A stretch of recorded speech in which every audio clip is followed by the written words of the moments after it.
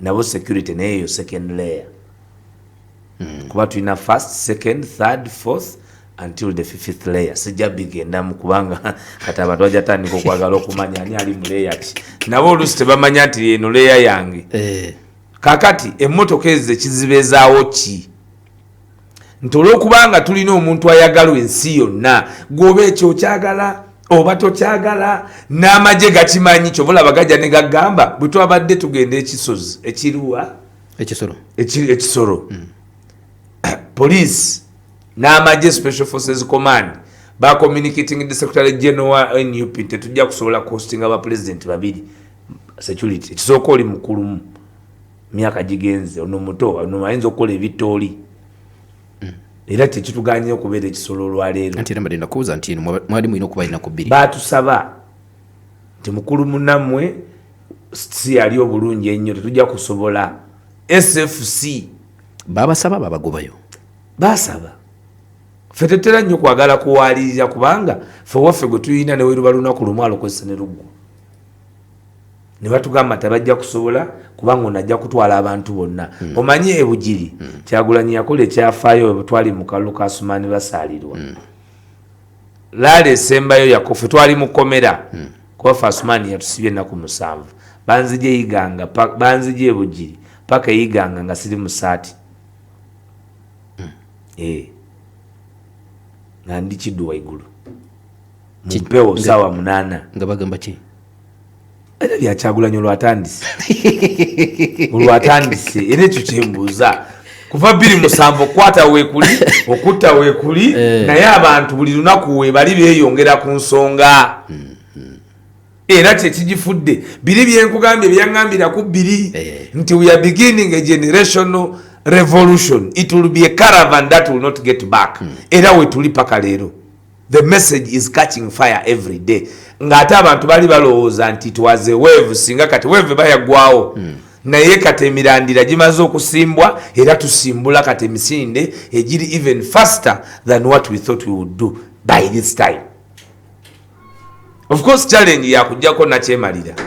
Yani undebated buli omu mu Uganda Kayongo naye bw'obojjo bolooza nti ngaleese nti ekyatasula n'awuliriza ababaga nti kati WAISWA akakodyo bakayina bazze nako naye nga bwe tukyanoonya obuvunaanyizibwa bw'akakodyo tulina okuzimba capacity tulina okukola training kakati ffe tebatuganya kukola ebyo byonna nti batuganya kulanga rediyo bazigaana era nekamuli rediyo batugana ogenda kuki kubanga n'ekibuga balwana tugaane kukiyingira balwana okulaba nti abantu tebatutuukako okugenda n'obubaka bw'enkyukakyuka munnange gye tuyita mu byalo ate ffe kyatusanyusizza kubanga nayo betaaga enkyukakyuka abali mu byalo ate essanyu lyabawa okumulabako obulabi alla ekamuli omuwala yava ku cupa namulabe yali mu ddwaliro n'alengera akakofiira nanga sitiniye ntiniye tiniye akayana n'abasawo niye n'akakasa nti niye teyatawaana yagoba mugoba emisinde ng'ali ku kano na cupa yakulako nkuule mwana we kibomba akwongera enkabi ogw'omukwano gw'olina amaire nkaali gwagaana kanji otandikirawo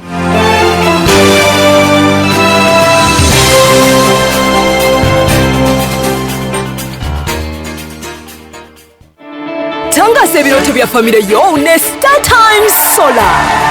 Solar ne gira kamatala ag'obwerere. TV geriko Star Times kaba kusasulidde emyaka 2 byonna ku mitwalo 5 buli mwezi. Kyalira ettabi lya Star Times oba erya Centenary Bank lyonna okwewandiisa okufuna Star Times Solar. Solar ne girako eryandalika bejja garanti ya myaka 2 ng'era esoboka eri buli omu n'ensasula yaayo nyangu ddala. Okumanya ebisingawo kuba ku noti 2 noti 1.7 musanvu mukaga mukaga oba noti 3.7 1.7 mukaga oba noti 8 noti 2 noti 555 oba kabuno bukutusibwako Star Times Solar nga bali wamu ne Centenary Bank.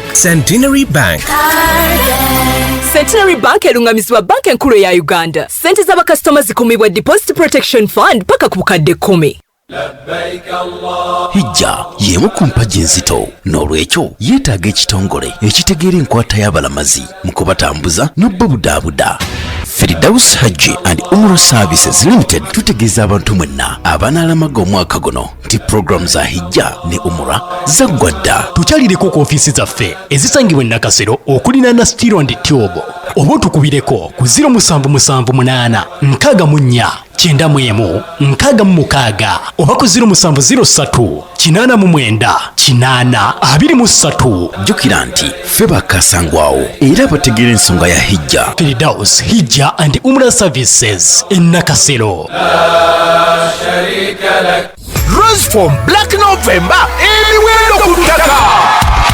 Eyo kati ye promotion tetuliko okulaba nga buli munnayuganda asula bulungi. Tutandika nga lumu November paka December yenna. Rose Form esazeko ebitundu 10 ku buli 10 buli lwogula omufaliso gwa premium ate ng'ekuweerako ne fiber pillows 2. Eyo ye Rose Form Black November nga mwe muli emifaliso nga high density mattress, fit sleep mattress, orthopedic mattress ogw'abalumu emigongo, latex spring, Bonero spring, pocket hybrid extra firm omuli ne memory foam spring. Guno n'omukisa gwakubuna eggwanga lyonna mu buli dipoti zaffe zonna ne showrooms zaffe zonna emiwendo ku ttaka. Kati nno buli munnayuganda genda osule bulungi mu Rose Form Black November ono.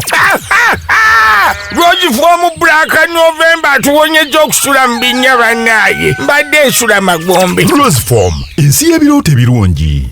Uganda Halal Bureau kyekitongole ekyekebejja wamu n'okwekenneenya omutindo gw'ebyamaguzi n'ebintu byonna ebikwatagana n'obulamu bwa bulijjo. Kati buli lwokusatu tosubwanga aba Uganda Halal Bureau mu pulogulaamu mpulidde kumenya okuva ku ssaawa 9 nga bakuyigiriza wamu n'okukusomesa byonna ebikwatagana ku busobozi n'okukozesa ebintu ebiri halaali ne butya buyinza okuwandiisa bizinesi yo n'efuna certificate ya Uganda Halal Bureau.